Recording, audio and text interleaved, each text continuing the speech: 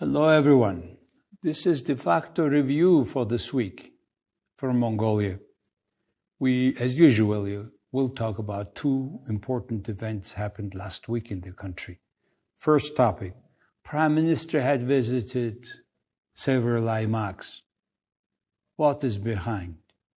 Second, about a new page in coal corruption case in Mongolia.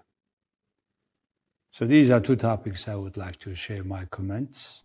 First, Prime Minister had visited several aimags. First we call it Western three aimags, Gobi Altai aimag, Hovd Obus, these three aimags. In Gobi Altai aimag, he was at the inaugural ceremony of the solar power station in the center of aimag. This is 10 megawatt power solar stations, which was made with the financing of the Asian Development Fund, Asian Development Bank, around $10 million worth project. And this project will feed with power, electric power, some almost 60,000 people living in the center of aimag.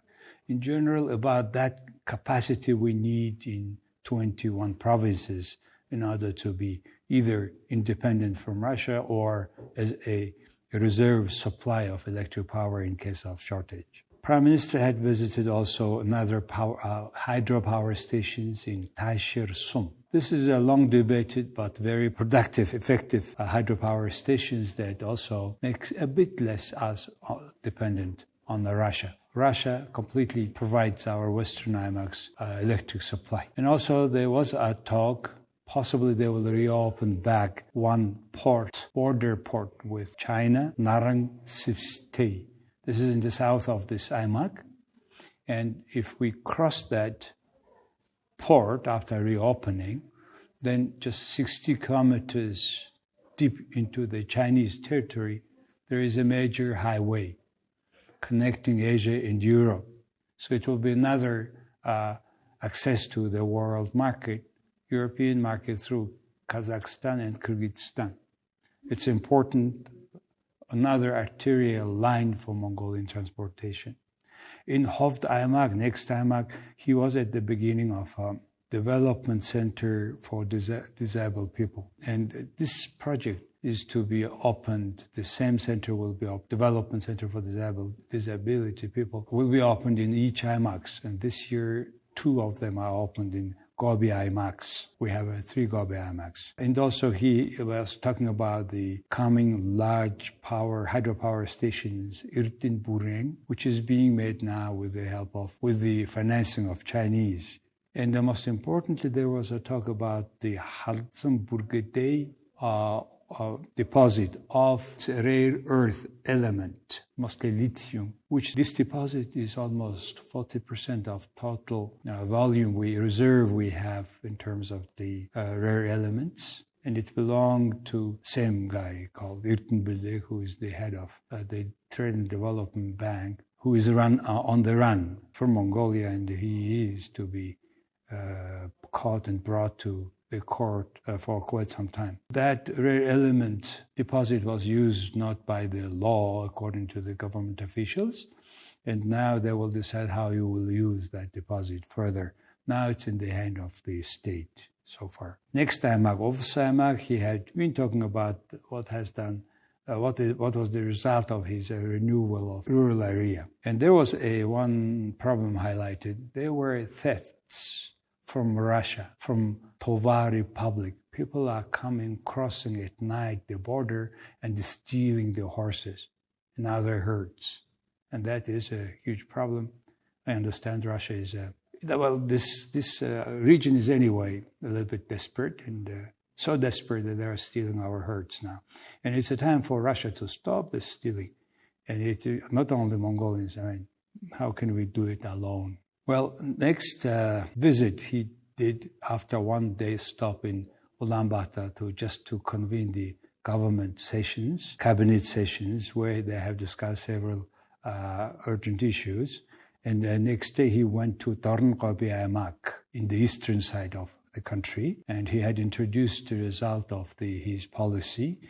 And 2023, we expect 62 trillion economy, MNT economy, and our export will reach first time $13 billion US, and the first time we will have not deficit, but the positive balance of the state budget, which is good news itself. So they have been discussing the other social current urgent issues in this aimags, and including the problem with in Zamingwood, that's the border city with China, Irenghot. In between, there is a transport run by local companies, and it has a problem now, and they asked him to solve somehow. Then he visited another Gobi aimags, Dond Gobi aimags, Middle Gobi aimags, and there he had also he had been talking about the road that will be connecting this Mandal Gobi to Choir, another Gobi Sumbur aimags center to the eastern side of the country, almost 200-kilometer road. It will be asphalt coated, and it will be started from two ends and finished next year in 2024, which will be a solution, a problem of an ecological problem, which is caused by the dust of trucks running on the off-road and destroying completely the pasture lands. So that's what he did in Bundrobe aimags. And back on 12 September, he met the next government cabinet meeting, and they were discussed about the financing of the Indian Exim Bank project, $1 billion project about the refinery of oil, crude oil in Mongolia. And the project had started. The contract is signed 2019, and by February of this year, 2023, after 4 years, only $112 million US out of $1 billion US was used. So that's why, because it was a payment term comes, they have renegotiated and they have extended the time of payment for another 7 years. Which sounds logical because they have not been using due to COVID and other restrictions. They could not use this money so far, and now there are still many things to complete. And the Prime Minister had ordered all the related officials to complete it on time. In particular, my concern, observing all these projects, the refinery plant itself is to be met probably on time, but the issue is not only the pipeline, are almost 600 kilometers away from another oil field in Tornot aimags, from the deposit that has been using by a Chinese company on the basis of production sharing contract. My concern is there is a refinery, there is a pipeline, but there may be not enough crude oil reserve for pumping through this pipeline. So we want to know what is the different scenario. What happens if 50% is provided by the crude oil, which now being exported to China? But according to a production sharing contract, we will get our shares of the reserve anyway. It's our share, no price. We will get it. But the other almost 70% of the production we will buy, and we need to buy from Chinese at the international crude oil price.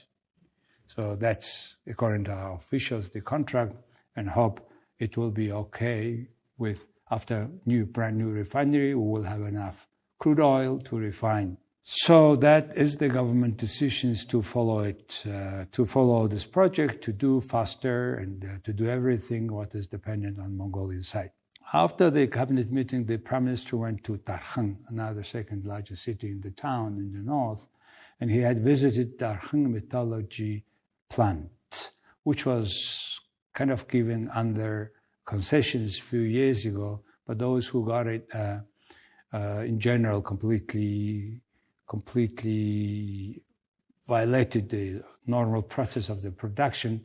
They have not been repairing, they have not been maintaining the equipment's technologically required equipment's maintenance, and more than that, they put some production and future production as a collateral to the same bank where their owner is. TDB Bank. Now, as a result, the plant was working with loss of almost 10 billion MNT by this time last year, and after it is taken by the state, this year, in a year, it works now almost 18 billion profit, MNT profit. So substantial different changes. And more than that, this company is now going to complete a plant which will produce sponge iron by the end of next year, which is a very close product to the iron mass that we can produce next year, and hopefully it will be done. So what does all this 7 or 8 trips say? Of course, it's important for the Prime Minister as a head of, not only as a head of the government, but also as a head of the ruling party. It's important to highlight or to evaluate what is done, what is the result, what are the local people's thoughts about the works he had been doing, his cabinet had been doing. So it's very important time to have evaluation of what they have done and to set their plan. And that is understandable by the future voters in a year at the next election. And interestingly, at the next election, Mongolia will have a new parliament. Current 76, 126 seats, that much, 50 more parliament members we will have it in Mongolia. And out of those 126 seats, it will be a mixed system of voting, majoritarian and proportional. Proportional is 48 seats. It will be by the list of every political party. And the ruling party, during his visit, in one of the aimags, the Prime Minister said that we will put in the first 5 in the list of the 48 of our party, we will be the representatives of people with disability. That's a thunder out of blue for the people's parties, in particular veteran members. So that's what's going to happen, at least, once he had promised all around the country. Second one is, he had been addressing many issues of development, in particular in countryside, but he had not touched one issue to me. He had not talked the particular mechanism of increasing the productivity, business outcomes of herds, which at the end will increase their life, their living conditions, which will stop at the end internal migration in Mongolia from countryside to Ulaanbaatar. What is that? That's the cooperative. The cooperative in Bag, the smallest administrative unit in Mongolia, and that Bag, maybe 50, 60 families, but they have a land, sometimes more than Middle European countries, land that they can manage because it's their land. So he had not touched, unfortunately, the issue of cooperative. Though his government made all related decisions, there is a law which supports cooperatives, but somehow it is missing to me. So hopefully he will address the issues at his next trip to other aimags. So that's, I would say, what's going on in the economy and in the governance of Mongolia, and what is the Prime Minister is doing for last week or so. So today our second topic is about the new page in coal corruption, the most largest scandal happening in Mongolia. You know, we have been talking about that before. Some estimated that some 40 trillion MNT loss is in this case. Mongolian economy is 46. It was 86 a couple of years ago. So, former CEO of largest state-owned coal company, Tavan Tolgay, was arrested already 9 months. Several parliament members are also kind of put aside from their duty upon their request, upon the request of the anti-corruption agency. So after 9 months, suddenly, one of the Ulaanbaatar district, Chingirte district court, had opened the court hearing. They call it preliminary hearing. It is involving 11 people to be convicted or to be found guilty. And then suddenly the ex-CEO, Kang Hu-yak, who became a rich, he had not talked about that.